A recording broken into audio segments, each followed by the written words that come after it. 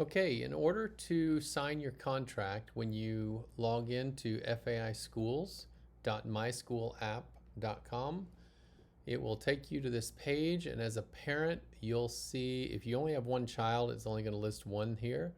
I happen to have two children. Aiden has already graduated. Aubrey is still here. So, but you see this yellow bar at the top. It says you have one contract to review. So if I click on that, it brings me to this page. I'm sorry, if I was, let's pretend I was over here first. If I click on that, it brings me to that page. And I come down here and I see that Aubrey has a tuition management contract available. She's a FA community student. If you happen to be in the dormitory, it's gonna show differently for you, but it'll just give you a different word there. So I go to review, and it's going to ask me to agree to an electronic signature. I'm going to agree to that. And then it goes here and it has an introduction, financial policies, payment plan selection, and you go on through the end. You do not, here, I'm just going to do it real quick. Let's see. I want to put my initials there. If I was wanting to, sign her up for additional classes, I could sign her up for those. They're mainly senior classes, dual credit classes, but those are optional fees. And then you come down here.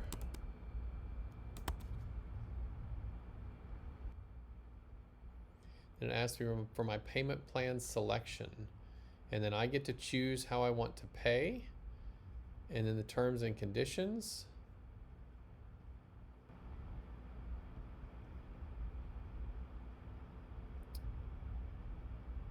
I'll select my payment method, and I think it's best to select email me an invoice for each payment I have due. That's the best option. Otherwise, it automatically deducts. If you want to do that, you can, but this seems regular and easy to me, and then I don't have it doing something I don't want it to do. And I'm going to select the 20th for one payment. That's the date we send things out, and then it's going to ask for my signature.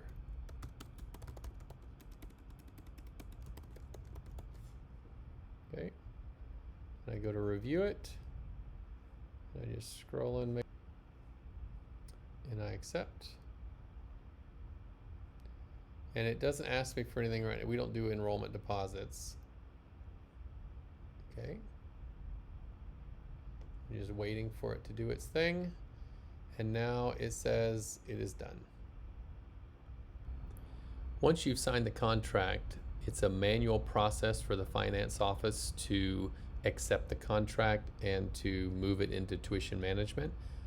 He does that every day, and so you can expect maybe one business day delay from when you sign the contract to when you'll be able to get into tuition management, where you can make the entrance fee payment or the first month's tuition, whatever you need prior to registration. I'll show you how to get in there and do that now. All right, now that you have waited approximately a day for the finance office to do their part, if you log back in and you want to go to resources, you can go down here to the tuition management resource, click it, and single sign-on will take you right into tuition management and where you'll be automatically logged in. You'll notice the session year is 23-24, which is good. Then you can come over here to make a payment. It also shows you, if you've been here as a student before, all your historical payments, but we're going to make a payment. And then there's credit card is one option, bank account is the second. If you choose credit card, there is a fee that gets applied to it, a credit card processing fee. The better option is to use a bank account because there's no additional fee.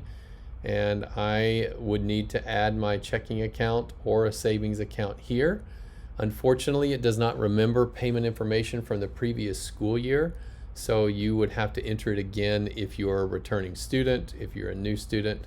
This bank account can be used for the rest of the school year to do additional things like maybe if you're a village student buying cafeteria meals or paying for an extra trip or something else like that that may come up. So I encourage you to add your bank account because you don't get charged the processing fee when you do it that way. And that's it. There you can make your entrance fee payment and your first month's bill so you don't have to wait in long lines at registration. Just a reminder, the balance due does not reflect any projected student earnings. It does also not reflect church payment if the payment has not already been received, or sponsorship payments or anything like that that comes from the outside. Just select pay a different amount and pay the amount based on the financial plan you selected and what the finance office has told you, which is the entrance fee and whatever tuition is due. I hope this has helped.